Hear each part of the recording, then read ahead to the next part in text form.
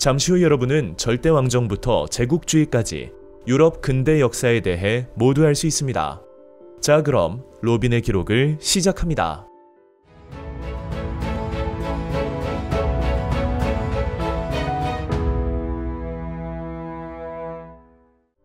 16세기에서 18세기의 유럽 각국에서는 강력한 왕권을 바탕으로 한 중앙 집권 체제가 발전하면서 절대왕정이 나타났습니다. 봉건 귀족은 절대왕정 아래에서도 여전히 사회적으로 특권을 누렸지만 정치, 군사적으로는 영향력이 약화되어 결국 왕에게 의존하게 되었습니다. 이처럼 절대왕정은 중세 봉건 국가에서 근대 국민국가로의 이행기에 나타난 과도기적 정치 형태이자 약화되고 있던 봉건 귀족 세력과 성장하고 있는 시민 세력 사이의 균형 위에 성립한 체제라고 할 수 있습니다. 이렇게 성립한 절대왕정은 기본적으로 군주에게 권력이 집중되어 군주가 큰 제약 없이 전권을 행사하는 정치 체제였습니다. 절대군주는 왕권을 강화하기 위해 국왕의 권력은 신으로부터 주어진 것이라는 왕권 신수설을 이용하여 절대왕정을 정당화하였으며 관료제를 실시하고 상비군을 육성하여 왕권을 뒷받침하였습니다. 또한 봉건 귀족들의 간섭을 피하고자 시민계층에서 관리들을 충원하였고 관료제와 상비군 운영에 필요한 막대한 비용을 마련하기 위해 조세제도를 정비함으로써 왕권 강화를 위한 재정적 기틀을 다졌습니다. 절대군주는 상공업에 종사하는 시민계층을 보호해주고 그들로부터 정치적 지지와 재정적 지원을 받았습니다. 이로써 시민계층은 더욱 성장하였습니다. 한편 절대왕정은 상업뿐만 아니라 상업의 기반이 되는 공업을 동시에 발전시켜야 한다는 중상주의 정책을 시행하였습니다. 중상주의 초기에는 금과 은 등을 국부의 원천이라 여겨 금과 은을 확보하는 중금주의 정책이 유행하였고 이에 수출을 장려하고 수입을 억제하는 무역 차익주의로 발전하였습니다. 이를 위해 국내 산업을 육성하고 보호하였으며 완성품의 수입과 원료의 수출을 금지하고 관세 장벽을 높이며 식민지 획득에 나섰습니다. 16세기 서유럽에서는 에스파냐가 재정복 운동을 통해 중앙 집권적 통일 국가를 형성하여 유럽 최초의 절대왕정을 이루었습니다. 펠리페 2세는 대서양 무역의 주도권을 잡고 아메리카 식민지에서 얻은 막대한 양의 귀금속을 바탕으로 아메리카와 네덜란드, 벨기에, 이탈리아 일부 지역까지 아우르는 대제국을 건설하였습니다. 또한 레판토 해전에서 오스만 제국을 격파하여 지중해 해상권을 장악하였으며 이웃나라인 포르투갈을 병합하였습니다. 하지만 극단적 가톨릭 강요 정책은 네덜란드의 독립을 초래하였고 무적 함대마저 영국에 패하였습니다. 게다가 국내 산업이 발전하지 못하는 등의 이유로 점차 쇠퇴하였습니다. 영국에서는 헨리 8세가 종교개혁을 단행하고 해군을 육성하는 등 절대왕정의 기틀을 마련하였습니다.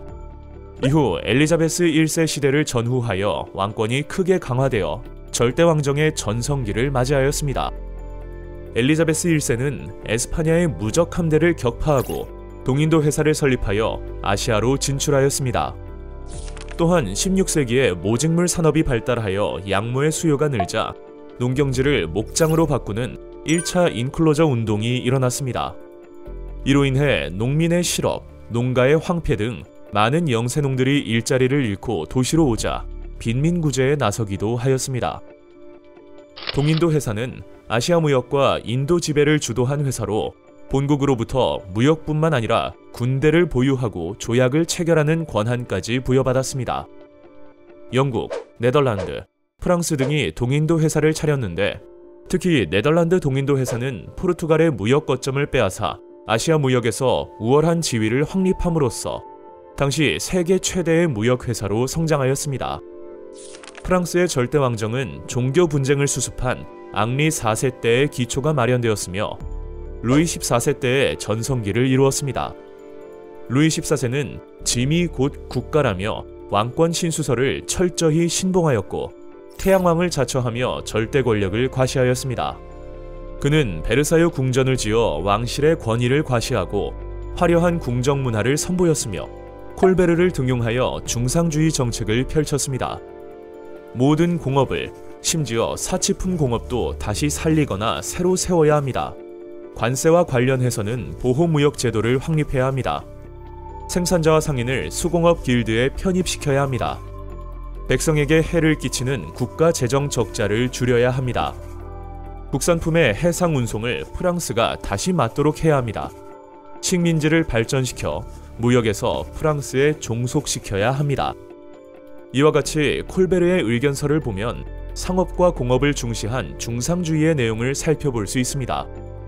하지만 무리한 전쟁으로 재정난에 시달렸고 신교도들에게 신앙의 자유를 허락한 낭트 칙령을 폐지하자 상공업에 종사하던 많은 신교도들이 프랑스를 떠나면서 국내 산업이 위축되었습니다. 동유럽에서는 상공업과 도시의 발달이 늦었기 때문에 시민 계급이 성장하지 못하였습니다. 봉건 귀족 계급은 농노제를 그대로 유지하였고 관료나 군대 지휘관으로 국가에 참여하면서 강력한 세력을 유지하였습니다. 이러한 사정으로 동유럽의 절대왕정은 서유럽보다 1세기 정도 늦게 성립되었습니다. 프로이센의 프리드리히 2세는 오스트리아와의 전쟁을 통해 슐레지엔을 차지하였습니다.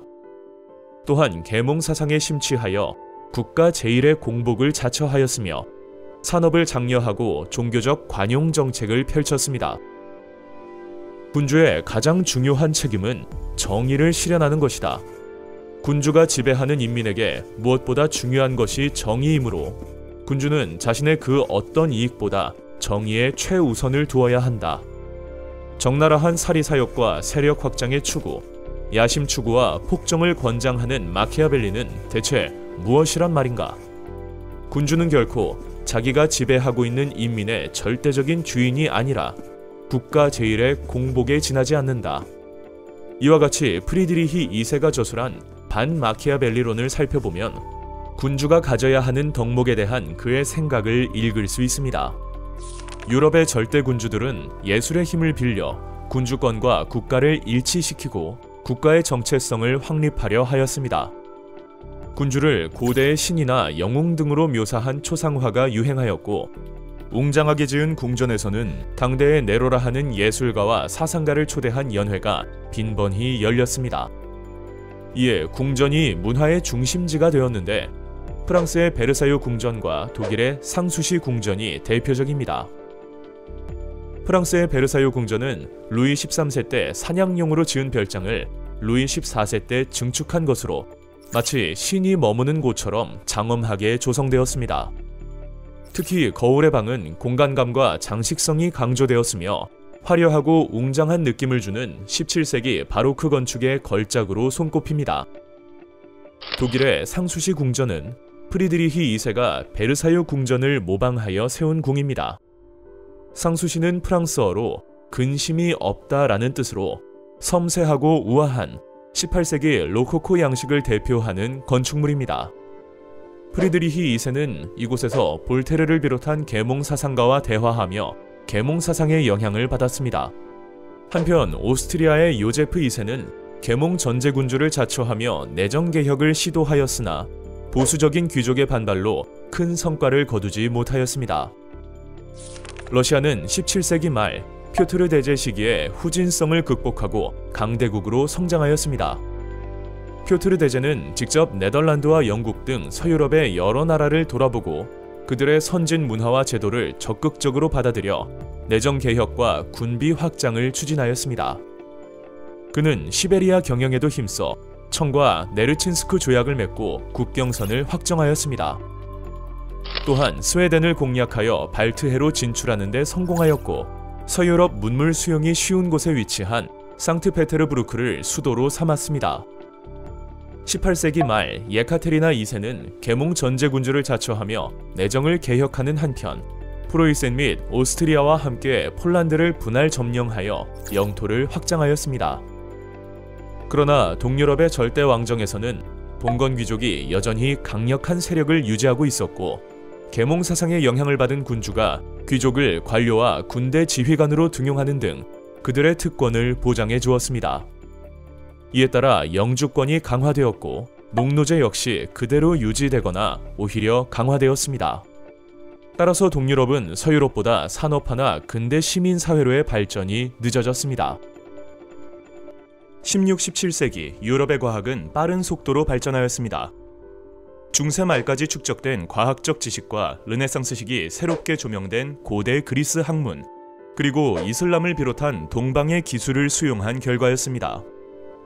망원경, 현미경, 기압계 등 과학기구가 발명되어 과학의 발전이 촉진되었고, 베이컨과 데카르트가 근대적 연구 방법론을 제시하면서 과학 실험과 과학적 사고 방식에 따른 연구가 이루어졌습니다. 베이컨은 실험과 관찰의 결과에서 출발하여 일반적인 결론을 도출하는 귀납법을 옹호하였고, 데카르트는 대전제에 근거해 개별적 사실에 관한 결론을 제시하는 연역법을 주장하였습니다. 코페르니쿠스는 천체의 회전에 관하여 라는 책에서 중세의 우주관이었던 천동설의 의문을 품고 지동설을 주장하였으며, 케플러는 화성이 태양을 타원형의 궤도로 운행한다는 것을 밝혀 코페르니쿠스의 지동설을 수정 및 보완하였습니다. 갈릴레이는 망원경을 만들어 태양과 달의 관측 결과로 지동설을 옹호하였고, 낙하 실험 등을 통해 새로운 운동 법칙을 발견하였습니다. 과학혁명의 성과를 종합한 인물은 뉴턴이었습니다. 뉴턴은 모든 물체는 서로 끌어당기는 힘이 있다는 만유인력의 법칙을 발견하여 우주가 움직이는 법칙을 보편적인 수학 공식으로 설명하였습니다. 나아가 모든 자연 현상을 필연적인 인과 법칙으로 설명함으로써 기계론적 우주관을 확립하였습니다. 나는 기술이 아니라 철학을, 인공적인 힘이 아니라 자연의 힘을 설명하고자 한다. 다시 말하면 운동 현상으로부터 자연의 여러 힘을 연구하고, 이렇게 알게 된 힘들로부터 다른 자연 현상들을 설명하는 것이다. 나는 우리가 다른 자연 현상들도 이렇게 역학적인 사고방식으로 설명할 수 있다고 믿는다. 이와 같이 뉴턴의 저서 프린키피아를 통해 그의 우주관에 대해 알 수 있습니다. 한편 의학 분야에서는 베살리우스가 인체 해부학의 토대를 마련하였고, 하비는 혈액순환의 원리를 발견하였으며, 제너는 종두법을 발견하는 등 다양한 성과가 이루어졌습니다. 이처럼 17세기를 전후한 시기에 일어난 과학의 발전과 세계관의 변화를 과학혁명이라 부릅니다. 과학혁명을 거치며 사람들은 점차 합리적인 사고를 존중하게 되었고, 이것은 훗날 계몽사상의 토대가 되었습니다. 과학혁명으로 촉진된 과학적 사고방식은 정치 권력의 형성 과정을 이해하는 데에도 적용되어 17세기에는 자연법 사상의 바탕을 둔 사회계약설이 나타났습니다. 자연법 사상은 자연계의 원리와 법칙이 있는 것처럼 인간 사회에도 보편타당한 형평의 원리가 있다는 것에 중점을 두었으며, 사회계약설은 개인들의 계약을 통해 국가가 출현한다는 주장입니다. 정치 권력이 존재하지 않는 자연 상태에서 인간은 서로 싸우는 전쟁 상태에 있다. 이를 벗어나기 위해 강력한 정부가 요구되므로 인간은 개인 행동의 자유를 지배자의 손에 맡기기 위한 일종의 합의나 계약을 하게 된다. 그러나 이 경우 지배자에게 무제한의 절대적 권력을 줘야 한다. 그렇지 않으면 사회는 또다시 만인에 대한 투쟁인 자연 상태로 돌아가기 때문이다. 이와 같이 1651년 리바이어던을 저술한 영국의 홉스는 정부가 존립할 필요성을 사회계약으로 설명하고, 사회를 유지하기 위해 강력한 정부, 즉 절대군주를 옹호하였습니다. 반면 로크의 생각은 달랐습니다. 자연 상태는 살기에 불편하므로 사람들은 공동 관심사인 사회와 정부를 세우기 위해 계약을 맺는다. 인간은 자연권인 생명, 자유, 재산의 권리를 가지고 있다. 인간은 이러한 모든 권리가 잘 보장되도록 정부를 세우는데 합의하는 것이다. 만일 정부가 자연권인 생명, 자유, 재산의 권리를 보장하지 않고 방자해진다면 물러나야 하며, 극단의 경우 혁명으로 타도할 수 있다. 1690년 시민정부론을 발표한 로크는 사회계약으로 수립된 정부가 생명, 자유, 재산 등 자연권을 지켜주지 못할 경우 국민은 정부에 저항하고 정부를 타도할 수 있다고 주장하였습니다. 18세기 유럽에서는 근대 과학과 정치 이론을 사회개혁에 적용하려는 계몽사상이 널리 퍼졌습니다. 계몽사상은 인간의 이성으로 낡은 관습과 미신을 타파하여 사회가 진보할 수 있다고 믿는 사상입니다. 계몽 사상가들은 이성의 소유자인 인간 개개인의 자유와 평등을 옹호하고 절대 왕정을 비판하여 시민혁명에 큰 영향을 주었습니다. 대표적인 계몽 사상가인 볼테르는 계몽 전제군주를 지지하였고 차이와 다양성을 인정하는 관용의 원리를 설파하였으며 신앙과 언론의 자유를 강조하였습니다. 몽테스큐에는 영국의 제도를 모범으로 여겨 입법, 사법, 행정의 삼권 분립에 입각한 정치 형태를 이상적인 체제로 제시하였습니다. 인간은 자연 상태에서 자유롭고 평등하지만 오직 본능에 따르기 때문에 개인의 자유와 재산을 보장할 수 없으므로 사회 계약을 맺는다. 인간은 계약을 맺음으로써 자연적 자유 대신 정의와 도덕에 따르는 법적 자유를 얻는다. 계약을 통해 구성된 국가의 주권은 전체로서 인민에게 있으며 전체 인민이 통치자라야 한다. 주권은 공공의 복리를 지향하는 초개인적 의사인 일반 의지의 산물이다. 이와 같이 루소는 사회계약론에서 사회계약에 따른 국가의 성립과 일반 의지에 따르는 국가 운영을 주장하여 자유, 평등, 국민 주권의 이념을 제시하였으며 국가 권력은 국민으로부터 나온다고 주장하여 프랑스를 비롯한 각국의 시민혁명에 사상적 기반을 제공하였습니다. 일반 의지란 자유와 평등을 지향하는 인민들의 의지를 뜻하며 공동체가 공동선을 추구하는 과정에서 구성원의 합의를 통해 정치 권력과 그 권력의 행사를 정당화하는 의지를 말합니다. 한편 디드로와 달랑베르는 당대의 과학적이고 실용적인 지식을 집대성한 백과전서를 편찬하였습니다. 백과전서에 실린 사파에서 빛나는 여신은 진리를, 여신의 베일을 벗겨주는 이는 이성을 뜻합니다. 디드로는 백과전서의 편찬 목적을 사람들의 생각을 변화시키는 것이라고 강조하였습니다. 경제사상에서는 애덤 스미스가 국부론에서 자유방임주의를 내세웠는데 이는 국가의 간섭을 최소화하고 개인의 자유로운 경제활동을 보장하면 보이지 않는 손에 의해 시장경제가 효율적으로 움직일 것이라는 주장입니다. 그의 이론은 고전 경제학의 토대를 마련하는데 큰 영향을 끼쳤습니다. 영국 농촌에서는 장원제가 무너지면서 자영 농민층이 형성되고 지주층인 젠트리가 나타났습니다.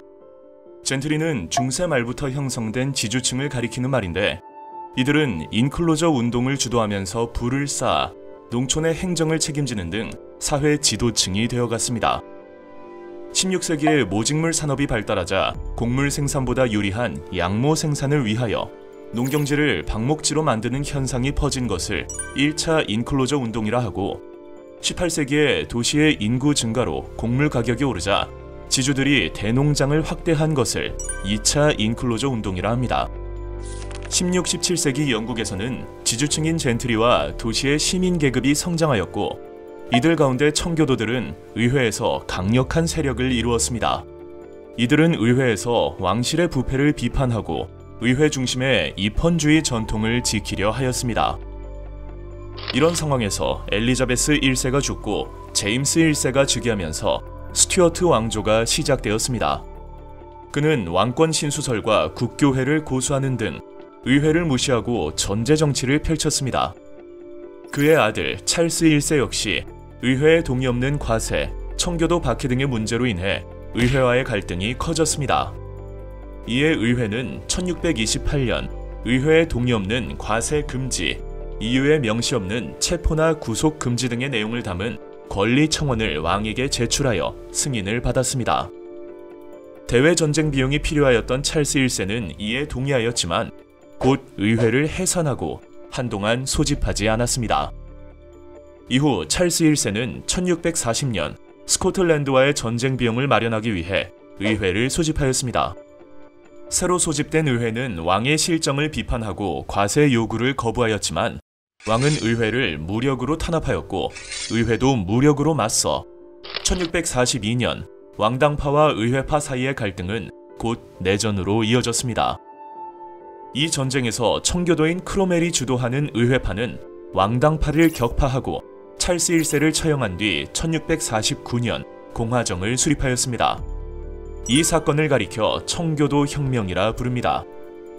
크로멜은 의회를 해산하고 호국경에 올라 청교도주의에 입각한 금욕적인 독재 정치를 펼치는 한편 왕당파의 거점이었던 아일랜드를 정복하고 항해법을 제정하여 해상무역을 이끄는 네덜란드에 타격을 주는 등 대외무역을 확대하였습니다. 하지만 그의 엄격한 독재 정치는 국민의 불만을 초래하였습니다.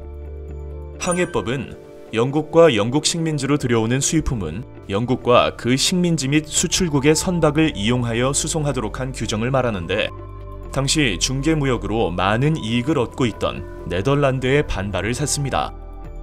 크로멜 사후 왕정 복고로 즉위한 찰스 2세는 가톨릭 교도를 우대하고 전제 정치를 추구하였습니다.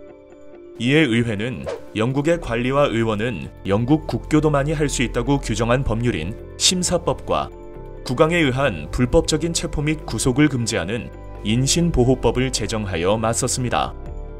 이때부터 왕을 지지하는 토리당과 의회를 존중하는 휘그당이 의회에서 대립하게 되었습니다. 로크의 정치 이론에 영향을 받은 휘그당은 1832년에 선거법 개정으로 자유당으로 이어졌고, 보수주의 전통을 중시하던 토리당은 보수당으로 이어졌습니다. 찰스 2세를 뒤이은 제임스 2세는 친가톨릭 정책을 펼치고 심사법과 인신보호법을 폐지하는 등 전제 정치를 부활시켰습니다. 이에 의회는 제임스 2세를 폐위하고 그의 딸이자 신교도인 메리와 그녀의 남편인 네덜란드 총독 윌리엄을 공동왕으로 추대하였습니다. 이를 유혈 사태 없이 이루어진 혁명이라 하여 명예혁명이라 부릅니다. 이후 왕위에 오른 메리와 윌리엄이 의회가 제정한 권리장전에 승인함으로써 왕이 의회 속에 있다라는 전통이 수립되었고, 의회를 중심으로 한 입헌 군주제의 토대가 마련되었습니다. 이후 영국의 국력은 꾸준히 커져 1707년 앤 여왕 때에는 스코틀랜드를 병합하여 대영 제국이 성립되었습니다. 앤 여왕이 후사 없이 죽어 스튜어트 왕조가 단절되자 독일 하노버 공 조지 1세가 즉위하여 하노버 왕조가 열렸습니다. 조지 1세는 영어를 모르고 영국 사정에도 어두워 국정 운영에 소극적이었습니다.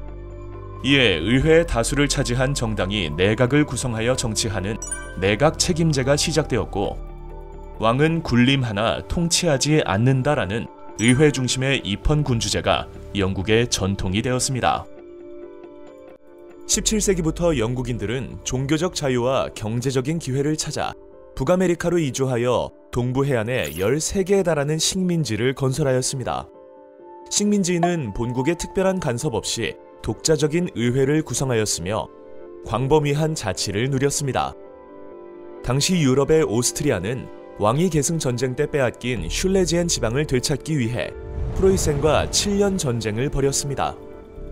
7년 전쟁은 오스트리아가 프랑스, 러시아와 동맹을 맺자 프로이센이 영국과 동맹을 맺고 작센 지방에 침입하여 일어난 전쟁입니다. 이 전쟁과 동시에 인도와 북아메리카에서는 영국과 프랑스가 식민지 쟁탈전을 벌였고, 영국은 압승을 거두어 이들 지역에서 세력을 확대하는 계기를 마련하였습니다. 영국은 7년 전쟁으로 재정이 어려워지자 전쟁 비용을 메꾸기 위하여 식민지에 중상주의적 통제를 하였고, 인지세, 차세 등을 비롯하여 각종 세금을 부과하였습니다. 그러자 식민지인들은 대표 없는 곳에 과세도 없다라며 강력한 납세 거부 운동을 전개하였고, 이러한 저항은 보스턴 차 사건으로 이어졌습니다. 보스턴 차 사건은 북아메리카 식민지인들이 보스턴항에 정박 중이던 영국 동인도 회사의 상선을 습격하여 차 상자를 바다에 던진 사건을 말합니다. 이에 영국 정부가 보스턴항을 봉쇄하며 강경 대응하자 식민지 대표들은 필라델피아에서 대륙회의를 열어 영국의 탄압 조치 철회를 요구하였습니다. 곧이어 영국군과 식민지 민병대의 충돌로 독립전쟁이 시작되자 식민지 대표들은 워싱턴을 총사령관으로 임명하고 제퍼슨이 기초한 독립선언문을 발표하였습니다. 모든 사람은 평등하게 태어났으며 창조주로부터 생명, 자유, 행복 추구를 포함하여 타인에게 양도할 수 없는 확실한 권리를 부여받았다. 이 권리를 지키기 위해 사람들은 정부를 만들었으며 이 정부의 정당한 권력은 통치를 받는 사람들의 동의로부터 나오는 것이다. 만일 어떠한 형태의 정부이든 이러한 권리를 침해한다면 사람들은 그 정부의 형태를 바꾸거나 폐지하여 인민의 안전과 행복을 가장 잘 이룩할 수 있는 새로운 정부를 조직하는 것이 인민의 권리인 것이다. 이 선언에는 천부 인권과 국민 주권, 저항권 등을 바탕으로 하는 근대 민주주의의 원리가 담겨 있습니다. 초기의 열세였던 식민지 군대는 총사령관 워싱턴의 활약과 영국과 경쟁하던 프랑스, 에스파냐 등의 도움으로 승리를 거두었고 요크타운 전투의 승리 이후인 1783년 마침내 파리 조약으로 독립을 승인받았습니다. 영국으로부터 독립한 북아메리카의 13개 식민지는 헌법을 제정하고 연방 정부를 수립하여 워싱턴을 초대 대통령으로 선출하였습니다. 헌법은 국회에 상원과 하원을 두고 국가 권력을 입법부, 사법부, 행정부로 나누어 서로 견제하게 함으로써 독재를 막고자 하였습니다. 이로써 연방주의와 삼권 분립의 원칙에 바탕을 둔 미합 중국이 탄생하였습니다. 미국 혁명은 자유주의와 공화주의, 민주주의에 기초한 새로운 국민국가를 탄생시키며 유럽, 특히 프랑스 혁명에 큰 영향을 미쳤습니다. 혁명 이전의 프랑스 사회 체제는 절대왕정, 신분제를 바탕으로 유지되는 체제였습니다. 이 체제를 가리켜 구제도라 일컫습니다. 소수에 불과한 제1신분인 성직자와 제2신분인 귀족은 절대왕정의 보호 아래 특권층으로 군림하며 많은 토지와 고위 관직을 차지하였고 면세 특권을 누렸습니다. 하지만 농민, 수공업자, 상인 등 제3신분인 평민은 봉건적 의무와 막대한 세금을 부담하면서도 정치적 권리에는 제한을 받는 구제도의 모순하에 놓여 있었습니다. 이에 제3신분 중 상공업과 전문직을 통해 부를 축적한 시민계급은 계몽사상과 미국 혁명의 영향을 받아 구제도를 비판하고 자유와 권리를 누리고자 하였습니다. 이 무렵 프랑스는 계속된 전쟁과 왕실의 사치로 재정이 매우 어려워졌습니다. 1789년 국왕인 루이 16세는 재정 곤란을 해소하기 위해 삼부회를 소집하였습니다. 삼부회에 모인 세 신분의 대표들은 표결 방식을 놓고 대립하였습니다.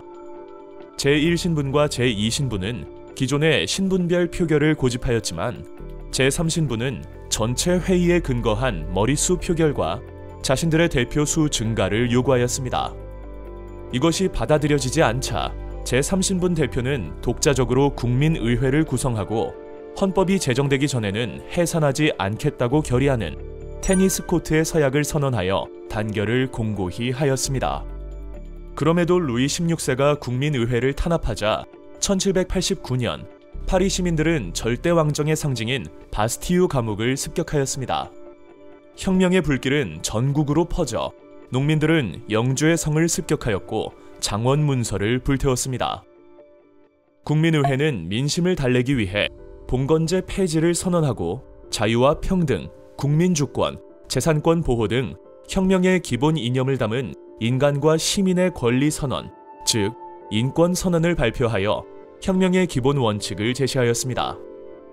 하지만 혁명 이념을 받아들일 수 없었던 루이 16세는 국외로 탈출하려다 체포되어 민중의 반감을 자극하였습니다. 이 상황에서 국민의회는 1791년 입헌 군주제와 재산에 따른 제한 선거제에 기초한 새 헌법을 제정하였고 이 헌법에 따라 의회가 해산되고 입법의회가 소집되었습니다. 한편 혁명의 전파를 우려한 오스트리아와 프로이센이 프랑스를 위협하자 입법의회는 선전포고를 하고 혁명 전쟁을 일으켰습니다. 전쟁으로 인한 물가 상승과 식량 부족에 시달린 파리 민중은 왕궁을 습격하여 왕권을 정지시켰습니다. 그리고 곧이어 입법의회 대신 국민공회가 들어섰습니다.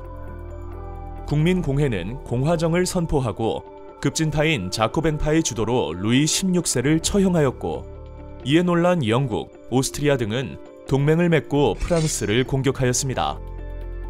점차 개혁이 급진성을 띠면서 온건파인 지롱드파와 급진파인 자코뱅파 간의 갈등이 고조되었습니다. 자코뱅파는 중소시민의 이익을 대변하고 현실 위기를 해결하기 위해 통제 경제와 강력한 중앙 집권을 주장한 급진 공화파들의 모임입니다. 국민공회가 계속된 전쟁으로 인한 극심한 경제난과 반란으로 위기에 처하자 자코뱅파는 로베스피에르를 중심으로 온건파를 제거하고 정권을 장악하였습니다. 자코뱅파는 1793년 공화제와 보통 선거제에 기초한 헌법을 제정하였지만 전쟁이 끝날 때까지 시행을 유보하였습니다. 또한 봉건적 공납을 무상으로 폐지하고 물가 안정을 위해 최고 가격제를 도입하였습니다. 그리고 징병제를 통해 국민군을 조직하여 전쟁에 나섰습니다. 자코뱅파가 세운 혁명정부는 공안위원회와 혁명재판소를 통해 수만 명에 달하는 반혁명 세력을 무자비하게 처형하며 공포정치를 주도하였습니다. 그러나 로베스피에르가 주도한 공포정치는 점차 많은 사람들의 불만을 샀고 결국 그는 온건파가 주도한 테르미도르의 반동으로 실각하여 처형되었습니다. 프랑스는 로베스피에르의 처형으로 공포정치가 끝난 후 5명의 총재가 통치를 책임지는 총재정부가 들어섰습니다. 하지만 정부는 취약하고 무능하여 반대파의 음모와 비판에 시달렸으며 물가가 급등하는 등 사회적 혼란이 계속되었습니다. 그런 가운데 계속된 전쟁으로 군부의 세력이 커졌고 젊은 장군 나폴레옹은 전쟁에서의 연이은 승리로 주목받기 시작하였습니다. 이후 나폴레옹은 쿠데타를 일으켜 총재정부를 무너뜨리고 통령정부를 구성하면서 스스로 제1통령이 되어 권력을 장악하였습니다. 이로써 사실상 프랑스 혁명은 끝을 맺었습니다. 프랑스 혁명은 봉건적 신분제를 타파하고 시민사회와 자본주의의 발전을 위한 토대를 마련한 전형적인 시민혁명이었습니다. 특히 혁명의 이념이 된 자유, 평등, 우애의 정신은 이후 민주주의 발전에 큰 영향을 주었습니다. 당시 유럽 각국은 프랑스 혁명이 국왕의 처형으로 이어지자 위기감을 느꼈고 이에 영국을 중심으로 오스트리아, 러시아, 스웨덴 등의 나라들은 프랑스 혁명 세력을 굴복시키기 위한 대프랑스 군사동맹을 맺었습니다. 이후 영국이 막강한 해군력을 동원해 프랑스 해상을 봉쇄하는 등 프랑스에 심각한 타격을 끼치자 나폴레옹은 오스트리아를 함락시키며 대프랑스 동맹을 무너뜨렸습니다. 이에 프랑스는 평화를 회복하였으며 나폴레옹은 혁명의 성과를 이어받아 프랑스 은행 설립, 산업보호정책 수립, 국민교육제도 도입 등 개혁을 추진하였습니다. 그리고 자유와 평등, 사유재산권 보장, 노동과 계약의 자유 등 새로운 시민사회의 규범을 담은 나폴레옹 법전을 편찬하여 법 앞에 국민의 평등을 보장하였고 이는 유럽 대부분의 지역으로 전파되어 각국의 근대 법전의 기초가 되었습니다.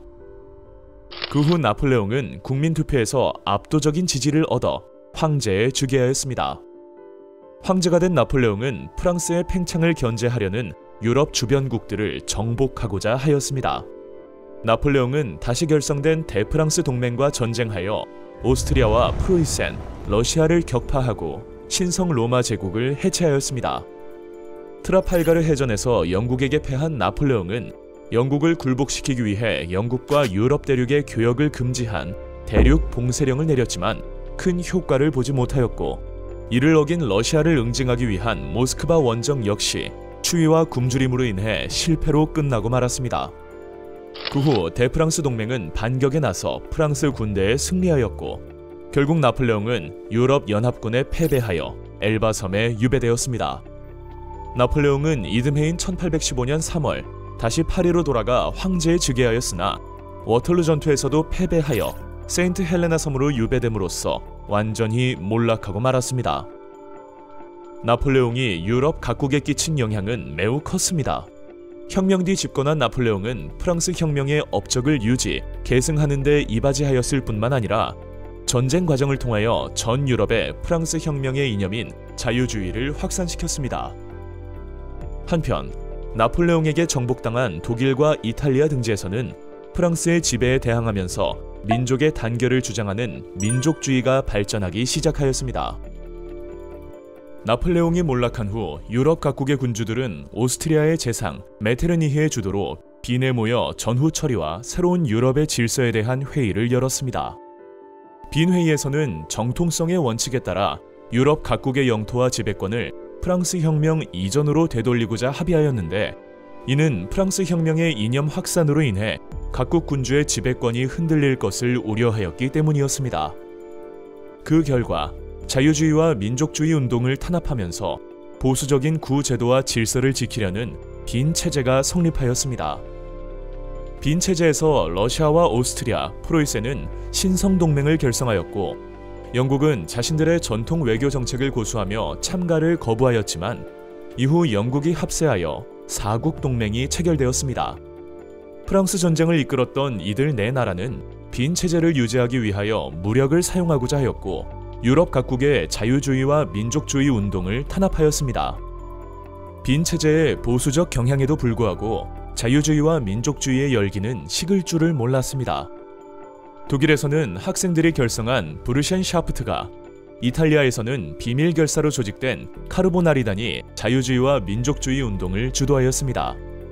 하지만 이러한 저항은 각국 정부의 탄압과 오스트리아의 간섭으로 실패하고 말았습니다. 그리스에서는 오스만 제국의 지배에 저항하여 독립운동을 벌였습니다. 그리스는 오스만 제국의 세력이 약해지기를 바라던 러시아와 영국, 프랑스 등 열강의 지원과 유럽 전역의 친그리스 지식인들의 지지를 받아 1829년 독립을 쟁취하였습니다. 라틴 아메리카에서도 독립운동이 일어나 볼리바르, 산마르틴 등의 활약으로 각국이 독립하였습니다. 새로운 시장을 원한 영국은 이를 지원하였고, 미국은 먼로 선언을 통해 유럽과 아메리카 대륙 간의 간섭을 거부하는 상호 불간섭 원칙을 선언하여 독립에 유리한 환경을 조성하였습니다. 먼로 선언은 1823년 미국 먼로 대통령이 밝힌 외교 방침으로, 주요 내용으로는 미국의 유럽에 대한 불간섭 원칙, 유럽의 아메리카에 대한 불간섭 원칙을 담고 있습니다. 프랑스는 빈 체제가 성립한 후 나폴레옹이 정복했던 막대한 영토를 상실하였고, 옛 부르봉 왕실이 부활하였습니다. 루이 18세를 이어 즉위한 샤를 10세는 성직자와 귀족의 권력을 강화하였으며, 의회를 해산하고 언론을 검열하는 등 전제 정치를 펼쳤습니다. 정기 간행물의 발행 자유를 정지한다. 어떠한 신문, 정기 간행물, 준정기 간행물도 당국의 허가를 받지 않고는 발행할 수 없다. 하원은 해산한다. 향후 의회에서 하원 의원의 수를 줄인다. 하원의 헌법 수정 권한을 철회한다. 선거권과 피선거권은 오로지 정해진 납세액에 따라 결정된다. 1830년 발표된 샤를 10세의 7월 칙령을 통하여 전제 정치가 어떻게 행해졌는지 짐작할 수 있습니다. 이에 파리 시민들은 1830년 7월 자유주의를 요구하는 혁명을 일으켜 샤를 10세를 몰아내고 루이 필리프를 왕으로 추대하여 입헌 군주제를 수립하였습니다. 7월 혁명을 묘사한 들라크루아의 민중을 이끄는 자유의 여신을 보면, 가운데 여신은 자유를 상징하며 여신의 오른손에는 프랑스 혁명 정신을 상징하는 삼색기를, 왼손에는 총을 들고 민중을 이끄는 모습을 볼 수 있습니다. 7월 혁명은 주변 국가로 확산되어 벨기에의 독립과 유럽 각지의 자유주의 운동을 자극했습니다. 루이 필리프의 7월 왕정은 소수의 부유한 시민과 대지주가 부와 권력을 독점한 체제였으며, 선거권도 제한적이었습니다. 결국 파리의 중하층 시민 계급과 노동자들은 선거권 확대와 시민적 자유를 요구하며 2월 혁명을 일으켰습니다. 혁명의 결과 루이 필리프를 몰아내고 제2공화정을 수립하였습니다. 2월 혁명의 영향으로 오스트리아에서는 메테르니히가 권력을 상실하였고, 이러한 분위기는 유럽의 여러 나라에 확산되어 빈 체제를 붕괴시키고 자유주의와 민족주의 운동을 촉진시켰습니다. 2월 혁명 이후 프랑스에서 실시된 선거에서는 나폴레옹의 조카인 루이 나폴레옹이 대통령에 당선되었고, 그가 곧 나폴레옹 3세로 황제에 즉위하였습니다. 그는 안으로는 경제 발전과 밖으로는 대외 팽창을 추구하며 독재 정치를 펼쳤습니다. 그러나 큰 성과를 보지 못하였고, 프로이센과의 전쟁에서 패하여 제2제정은 붕괴되었습니다. 한편 프로이센 군대에 포위된 파리에서는 사회주의자와 노동자들이 파리 코민이라는 자치정부를 수립하였지만, 프로이센에 협력하던 프랑스 임시정부는 제3공화정을 수립하고 파리 코민을 진압하였습니다. 19세기 영국에서는 의회의 주도로 자유주의 개혁이 점진적으로 추진되었습니다. 국교도에게만 관직을 허용하던 심사법이 폐지되어 신교도에게도 관직이 허용되었고, 가톨릭 해방법을 제정하여 구교도에 대한 차별을 금지하였습니다. 정치 분야에서는 제1차 선거법 개정으로 부패 선거구가 폐지되고, 도시의 신흥 상공업자를 비롯한 중간 계층까지 선거권이 확대되었습니다. 부패 선거구란 산업혁명 당시 인구 이동으로 유권자의 수가 크게 줄었음에도 과도한 의석을 차지하고 있던 선거구나, 지역이 아예 사라졌음에도 불구하고 계속해서 의원을 선출하던 불합리한 선거구를 말합니다. 그러나 여전히 선거권을 받지 못한 노동자들은 정치적 권리를 쟁취하기 위해 인민헌장을 내걸고 차티스트 운동을 벌였습니다. 인민헌장에 담긴 차티스트 운동의 6개 요구사항은 이와 같습니다. 21세 이상 모든 남자의 선거권 인정, 유권자 보호를 위해 비밀투표제 시행, 하원 의원의 재산 자격 조항 폐지, 하원 의원에게 보수 지급, 인구 비례에 따른 동등한 선거구 설정, 의원 임기를 1년으로 하여 매년 선거 시행. 이와 같이 자유주의 개혁의 내용을 담은 차티스트 운동은 사회적 불의에 맞선 최초의 전국적인 노동계급 운동이었습니다. 이는 결국 실패로 돌아갔지만 훗날 연이은 선거법 개정으로 선거권이 확대되어 노동자 계층까지 선거권이 주어졌습니다. 한편 경제 분야에서도 자유주의적 흐름이 이어졌습니다. 곡물법과 항해법이 폐지되어 국가 규제가 완화되었습니다.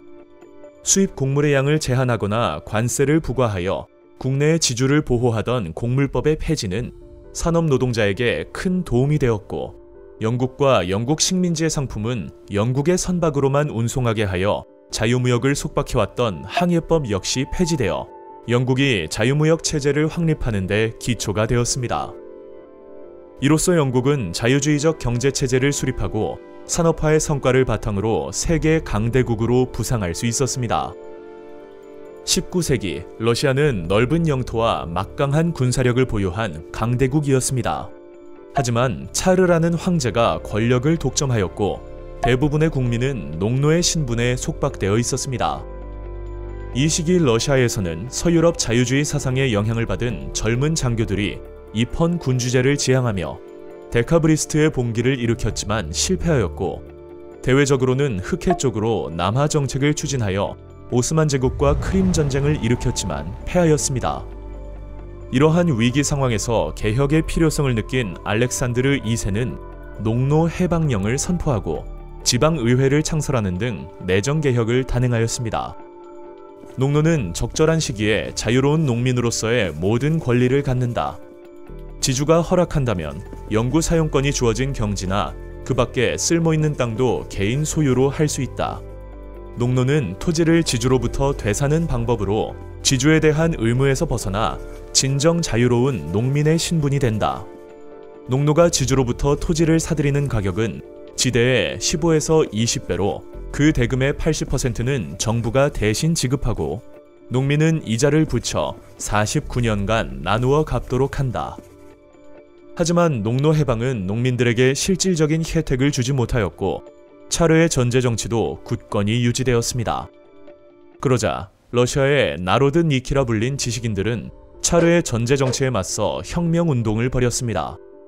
이들은 민중 속으로라는 뜻의 민중 계몽운동인 브나로드 운동을 전개하였지만 이 역시 큰 성과를 거두지는 못하였습니다. 그러자 이에 실망한 일부는 무정부주의자가 되어 알렉산드르 2세를 암살하였습니다. 그 후 러시아에서는 모든 자유주의 운동이 철저히 탄압되었고 차르의 전제 정치는 오히려 강화되었습니다. 이탈리아 반도는 내부적으로 여러 왕국과 교황령 등으로 분열되어 있었고 외부적으로는 프랑스와 오스트리아의 간섭을 받고 있었습니다. 19세기 초 나폴레옹 전쟁은 이탈리아인들의 민족의식을 크게 자극하였고 이후 프랑스 2월 혁명의 영향을 받은 마치니와 가리발디 등 급진파가 민족 통일과 민주개혁을 추구하는 운동을 전개하였지만 실패하고 말았습니다. 이후 통일운동은 사르데냐 왕국을 중심으로 전개되었습니다. 사르데냐 왕국의 재상 카보우르는 산업을 장려하고 군대를 개편하는 등 통일의 기반을 다지는 한편 치밀한 외교 정책을 펼쳐 국가의 위상을 높였습니다. 이탈리아는 지금 매우 어려운 상황에 놓여 있습니다. 가리발디는 자신의 방식대로 나아가고 있습니다. 우리는 이 위기에서 벗어나 반동적인 사람들의 완고함과 공화주의자들의 어리석은 생각에도 불구하고 질서와 자유의 굳건한 기반 위에 우리의 국가를 건설할 것입니다. 당파 싸움으로 쉽게 흔들리지 않는 정직하고 강한 정부는 의회를 통해 이익을 얻을 수 있습니다. 이와 같이 카보우르의 의회 연설을 통해 이탈리아 통일운동에 대한 그의 생각을 엿볼 수 있습니다. 사르데냐 왕국의 재상 카보우르는 프랑스의 지원을 받아 1859년 오스트리아에 맞서 이탈리아 통일전쟁을 일으켰습니다. 그 후 롬바르디아를 비롯하여 차례로 중북부 이탈리아를 병합하였습니다. 한편 남부에서는 가리발디의 의용대가 시칠리아와 나폴리를 비롯한 본토 남부를 점령한 후 정복한 남부를 사르데냐 왕국에 바쳤습니다. 이로써 1861년 남북이 통일된 이탈리아 왕국이 탄생하였고 이후 이탈리아는 베네치아와 로마 교황령을 병합하여 통일을 완성하였습니다. 빈 체제 아래에서 40여 개 소국으로 분열되어 있던 독일은 프로이센과 오스트리아를 중심으로 여러 나라가 연방을 형성하고 있었습니다. 그러다 1834년 프로이센의 주도로 독일 네 나라들 사이에서 관세를 없애는 관세동맹이 결성되며 통일의 싹이 움트기 시작하였습니다. 이후 프랑스 2월 혁명의 영향으로 자유주의자들이 1848년 프랑크푸르트 의회에서 정치적 통일 방안을 논의하였지만 성과를 거두지 못하였고 통일운동의 주도권은 프로이센으로 넘어갔습니다. 프로이센의 재상 비스마르크는 철혈 정책이라 불리는 강력한 군비 확장 정책을 추진하였습니다. 이후 프로이센은 영토 문제를 둘러싸고 덴마크와 오스트리아를 상대로 벌인 전쟁에서 승리하여 북독일 연방을 창설하였습니다. 비록 빈약한 우리 몸보다 군비가 너무 무겁다 해도 그것이 우리에게 이롭다면 우리는 그것에 익숙해지려는 정열을 가져야 합니다. 독일이 당면 과제를 수행하기 위해 눈여겨보아야 할 것은 프로이센의 자유주의가 아니라 군비일 것입니다. 연설과 과반수의 찬성으로 당면한 문제가 해결되지는 않습니다. 그것이 1848년과 1849년의 중대한 실수였습니다. 문제의 해결은 무엇보다도 철과 피를 통해서 가능합니다. 이와 같이 비스마르크의 의회 연설을 통해 통일을 위해서는 강한 군대가 필요하다는 그의 생각을 확인할 수 있습니다. 이어 프로이센은 프랑스와의 전쟁에서 승리를 거둔 후 남독일의 여러 나라를 연방에 참가시켰습니다. 뒤이어 1871년 프로이센의 왕 빌헬름 1세가 황제로 즉위하면서 통일된 독일 제국의 성립을 선포하였습니다. 그 후 독일은 국가 주도의 산업화를 통해 빠른 속도로 성장할 수 있었습니다. 이탈리아와 독일의 통일은 유럽에서 민족주의가 승리하고 국민국가 체제가 형성되었음을 상징하였습니다. 18세기 말 독립을 이룬 미국은 민주주의를 발전시키고 서부 개척으로 영토를 확장하여 1840년대 말 태평양 연안에 도달하였습니다. 비슷한 시기에 산업혁명도 시작되어 거대한 영토와 자원, 인구와 시장을 바탕으로 경제 성장을 이루어갔습니다. 그러나 이 과정에서 남부와 북부가 치열하게 대립하였습니다. 남부에서는 노예 노동을 이용하여 목화를 재배하는 대농장 경영이 발달하면서 자유무역론이 우세하였고 북부에서는 임금 노동자를 이용한 상공업이 발달하면서 보호무역론이 우세하였습니다. 그런 가운데 노예제 확대에 반대한 링컨이 대통령에 당선되자 남부 7개 주는 연방에서 탈퇴할 권리를 주장하며 분리를 선언하였고 결국 남북전쟁이 발발하였습니다. 링컨은 전쟁이 한창인 가운데 노예 해방을 선언하였고 우월한 경제력과 군사력, 노예 해방 선언으로 여론의 지지까지 얻어 북부를 승리로 이끌었습니다. 이후 미국은 빠른 속도로 전쟁의 상처를 치유하고 국민 단합을 이루었습니다. 유럽의 여러 강대국과 어깨를 나란히 할 정도로 발전해 나갔으며 특히 1869년 대륙횡단철도가 부설되어 지역 간의 통합과 미국의 산업화를 촉진시켰습니다. 여기에 유럽, 아시아 등의 이민자가 대거 유입되어 노동력이 풍부해졌고 시장이 크게 확대되었습니다. 미국은 이를 바탕으로 세계 최대 공업국이자 강력한 자본주의 국가로 발돋움할 수 있었습니다. 신항로 개척 이후 유럽에서는 상업혁명과 인구 증가로 경제가 크게 발전하였습니다. 이에 상품의 수요가 크게 늘어나자 종래의 길드 체제로는 그 수요를 채울 수 없었고 상인 자본가는 길드의 제약을 피해 농촌으로 진출하였습니다. 상인 자본가는 농민에게 원료, 생산 도구, 임금을 주고 상품을 생산하는 간의 수공업 형태인 선대제와 일꾼을 한 작업장에 모아놓고 분업으로 상품을 생산하게 하는 공장제 수공업 형태인 매뉴팩처를 이용하여 더 많은 이윤을 얻고자 하였습니다. 이에 따라 생산이 늘어나고 시장 지향적인 생산 방식이 확대되었지만 아직 수공업 단계에 그쳤고 여전히 농업 중심의 사회가 유지되었습니다.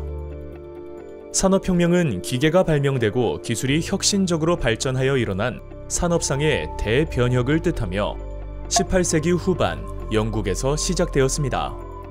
영국은 시민혁명을 거치며 정치가 안정되었고 모직물 공업의 발달로 자본과 기술이 축적되어 있었습니다. 뿐만 아니라 도로와 운하의 건설 등으로 발달한 국내 시장과 맨체스터 등지의 산업 발달에 필요한 철, 석탄 등의 풍부한 지하 자원을 가지고 있어 공업 발전에 유리하였습니다.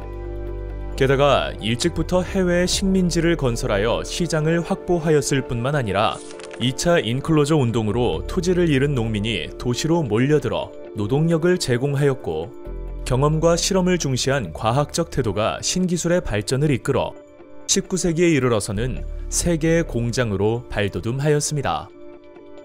18세기 들어 영국은 값싸고 질 좋은 인도산 면직물과 경쟁하기 위해 면직물 생산의 기계화에 노력하였습니다. 면직물의 대량 생산에 필요한 실을 뽑는 방적기와 옷감을 짜는 방직기가 발명되었고 1780년에는 영국의 제임스 와트가 개량한 증기기관이 새로운 동력으로 사용되면서 값싼 면직물 생산이 증가하였습니다. 이로써 면공업이 영국 산업혁명을 선도하게 되었고 이에 따라 전통적인 간의 수공업과 공장제 수공업은 서서히 쇠퇴하고 공장제 기계공업이 발전하였습니다. 공장제 기계공업은 기계를 중심으로 다수의 임금 노동자를 고용하여 노동과정을 중앙에서 관리하는 체제로서 대량 생산을 가능하게 하여 자본주의 경제체제의 발전을 촉진하였습니다. 동력혁명은 기계가 널리 이용되고 제임스 와트가 개량한 증기기관이 기계의 새로운 동력원으로 사용되면서 시작되었습니다. 증기기관을 사용하면서 석탄 채굴량이 많이 늘어났고 목탄 대신 석탄을 사용하면서 석탄과 제철 산업 등이 발전하였습니다. 대량 생산이 이루어지면서 원료와 제품을 수송하기 위한 교통수단도 발전하였습니다. 영국의 스티븐슨이 증기기관차를 개발한 이후 각지에 철도가 부설되었고 미국의 풀턴은 증기선의 운항을 실용화하였습니다.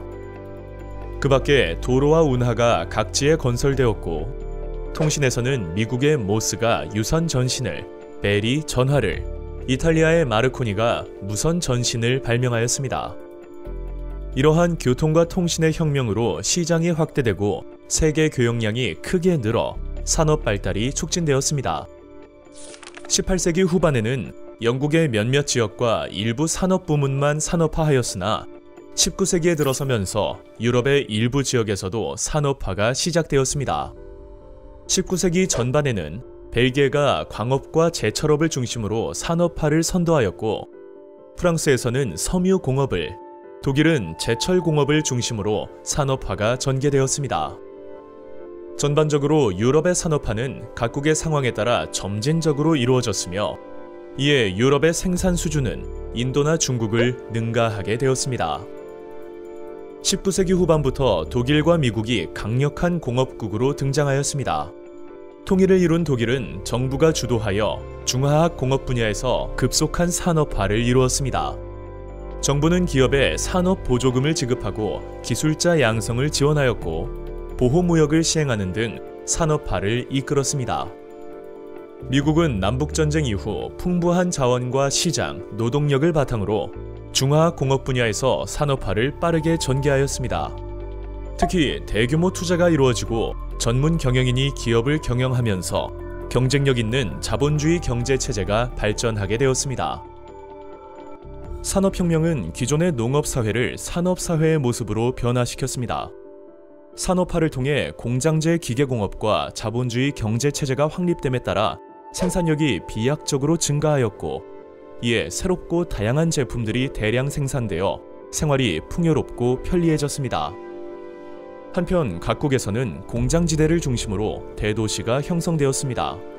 교통통신혁명을 통해 인구와 물자의 이동이 자유로워졌고, 이에 수많은 농촌 인구가 도시로 이동하면서 도시 인구가 늘어나 도시화가 빠르게 진행되었습니다. 이처럼 산업화와 도시화를 통해 농업사회는 점차 산업사회로 바뀌어갔습니다. 산업사회가 진행되면서 중간계급이 두각을 나타내기 시작하였습니다. 평민으로 태어난 중간계급은 산업자본가나 전문직 종사자로 자리를 잡았고, 자본력을 바탕으로 정치에 참여하며 사회 지도층으로 성장하였습니다. 반면 노동자들의 생활은 비참했습니다. 그들은 위험하고 비위생적인 환경에서 저임금을 받으며 장시간 노동에 시달려야 했고, 여성과 아동까지 일터로 내몰렸습니다. 또한 기계의 확산으로 일자리를 빼앗길지도 모른다는 두려움을 안고 살았고, 시간 엄수와 근면함이 강조되었습니다. 게다가 인구의 급증과 급속한 도시화로 인해 여러 가지 도시 문제가 나타났습니다. 도시 인구를 수용할 주택이 부족하였고, 상하수도를 비롯한 각종 위생 및 편의시설 역시 부족하여 사람들의 생활은 불편해졌습니다. 또한 각종 전염병이 유행하였으며 범죄에도 노출되었는데, 이러한 도시 문제는 가난한 노동자의 거주지에서 심각하게 나타났습니다. 지금 몇 살이고 언제부터 공장에서 일하였습니까? 올해 23살이고 6살 때부터 일했습니다. 하루에 몇 시간씩 일했습니까? 아침 5시부터 저녁 7시까지인데 바쁘면 9시까지 한 적도 있습니다. 일을 게을리하면 채찍질을 당했다는데 사실입니까? 예, 사실입니다. 다리의 장애는 어쩌다 생겼습니까? 방적기에 방추 멈추는 일을 하면서 다쳤습니다. 1830년 영국 의회에 제출된 아동 노동 실태 보고서를 통해 산업혁명 시기 어린 노동자들의 삶을 짐작할 수 있습니다. 노동자들은 실업과 저임금 등으로 야기된 자신들의 고통이 기계 탓이라 생각하여 러다이트 운동이라 불리는 기계 파괴 운동을 전개하였습니다. 하지만 공장주의 이익을 대변한 정부가 이를 탄압하여 실패하고 말았습니다. 이후 노동자들은 자신의 이익을 대변하는 노동조합을 결성하여 자신들의 근로조건을 개선하고 지위 향상을 위한 운동을 벌였습니다. 노동조합은 산업사회 이후 발생한 노동 문제를 해결하기 위해 노력하였습니다. 노동자의 참정권을 얻기 위해 정치권에 압력을 가하였고, 노동자들의 이익을 대변하는 정당을 지지하는 등 꾸준히 노동운동을 전개하였습니다. 그 결과 노동조합은 19세기 중엽 이후 노동자들의 대표로 인정받게 되었습니다. 산업화가 진행되면서 정부와 기업 역시 계급 갈등을 비롯한 각종 사회 문제를 해결하기 위해 타협점을 찾기 시작하였습니다. 영국에서는 공장법이 제정되어 아동의 노동 시간을 제한, 아동에 대한 의무교육 실시, 공장 감독관 설치 등 노동자 인권에 대한 보호와 노동 환경에 대한 규제를 시작하였습니다. 경제 성장의 결과를 나누는 문화도 확대되었습니다. 기업의 이익을 노동자에게 나누어 주어 노동자 역시 물질적 혜택과 정치적 권리를 얻을 수 있었고, 그 결과 산업 노동자의 생활 수준이 점차 개선되었습니다. 한편 산업혁명 이후 빈부격차가 심해지고 노동 환경이 열악해지자 일부 지식인들 사이에서는 자본주의 경제체제를 근본적으로 비판하는 사회주의 사상이 등장하였습니다. 사회주의자들은 공장이나 토지와 같은 생산수단을 자본가의 독점 없이 공동으로 소유하면 빈부격차를 없앨 수 있다고 주장하였습니다. 초기 사회주의 사상가인 프랑스의 생시몬과 영국의 오원은 경쟁 대신 협동을 중요시하였고 이상적인 공동체를 강조하였습니다. 이에 비해 마르크스와 엥겔스는 현실의 문제점에 대한 과학적 분석을 통해 사회주의 사회로의 이행을 위한 방법이 도출될 수 있다는 과학적 사회주의를 주장하였으며, 자본가와 노동자 사이의 계급 투쟁을 통해 평등한 공산주의 사회가 도래할 것임을 주장하였습니다. 이들의 주장은 노동자와 지식인의 지지를 얻었으며 유럽 여러 나라의 사회주의 운동에 큰 영향을 끼쳤습니다. 19세기 후반 서양 열강은 산업화를 거치며 자본주의 경제를 크게 발전시켰습니다. 이들은 군사력과 경제력을 앞세워 약소국을 식민지로 삼아 지배하였는데, 이러한 서양 열강의 대외 팽창 정책을 제국주의라 합니다. 중화학공업에서 대량 생산이 이루어지자 유럽 열강은 값싼 원료와 노동력을 손쉽게 얻고 국내 상품을 수출할 새로운 소비 시장과 잉여 자본의 투자처 등을 찾기 위해 대외 팽창에 나섰습니다. 19세기 후반에 출현한 제국주의는 당시 유럽에 퍼져 있던 민족주의와 결합하였습니다. 유럽인들은 대외 팽창이 경제적으로 큰 이득일 뿐 아니라 실업 등의 국내 문제를 해결하고 민족의 자존심과 권위를 세워주는 수단이라 생각하여 이를 적극적으로 지지하였습니다. 제국주의는 우수한 인종만이 생존하고 열등한 인종은 도태된다라는 다윈의 진화론을 사회에 적용한 사회 진화론과 식민지를 문명화한다는 명분을 내세우며 전개되었습니다. 이러한 명분은 백인종이 황인종, 흑인종보다 우월하다고 인식하는 인종주의로 이어졌으며, 이는 유럽 국가가 비유럽 국가를 지배하는 것을 정당화하는 데 이용되었습니다. 신항로 개척 이후 서양 열강은 아프리카 서부 해안에 진출하여 노예 무역, 황금 무역을 통해 많은 이익을 얻었습니다. 그 후 19세기 무렵 탐험가 리빙스턴과 스탠리에 의해 아프리카에 산업화에 필요한 막대한 자원과 시장 잠재력이 있다는 것이 알려지자 서양 열강은 앞다투어 아프리카에 진출하기 시작하였습니다. 아프리카 분화를 주도한 나라는 영국과 프랑스였습니다. 영국은 이집트의 카이로에서 남쪽의 케이프타운을 잇는 아프리카 종단 정책을 추진하였고, 프랑스는 이에 맞서 알제리를 거점으로 사하라 사막에서 마다가스카르에 이르는 아프리카 횡단 정책을 펼쳤습니다. 결국 영국과 프랑스는 파쇼다에서 충돌하였지만 영국은 이집트를, 프랑스는 모로코를 점령하기로 합의하며 사건은 일단락되었습니다.